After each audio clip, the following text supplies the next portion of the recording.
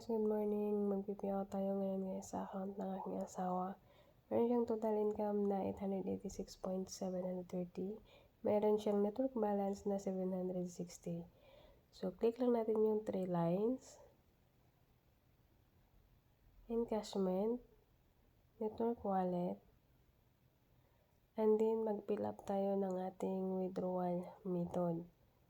So, make sure nyo lang na tama ang inyong details. So, ilagay lang natin yung receiver name.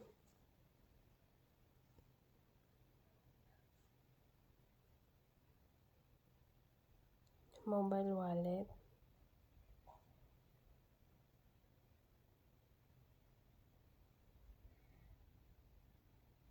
So, current balance 760. So, input amount. I-withdraw natin lahat.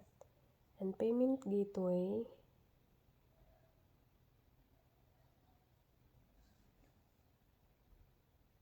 GCash.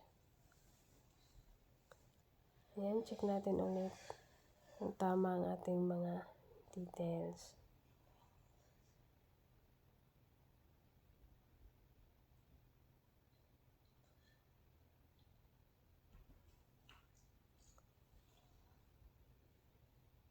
So, click natin guys yung request encashment.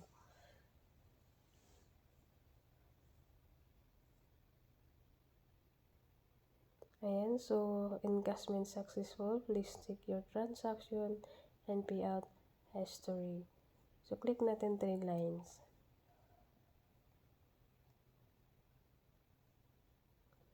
Account logs, payout history. So, ayan guys, yung ating transaction na nakapag-payout na tayo dito sa AC&L. So, antayin lang natin guys na pumasok sa ating GCash account.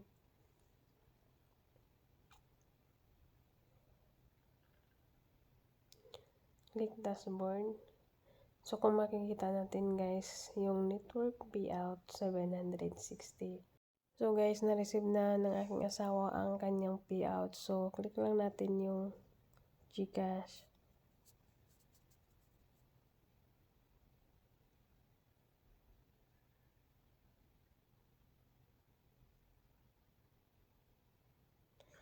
So, ayan na nga guys, nandyan na nga yung kanyang payout na 685. Kasi meron siyang less na 10%. Kaya yan po yung na-receive natin sa payout from AC&L.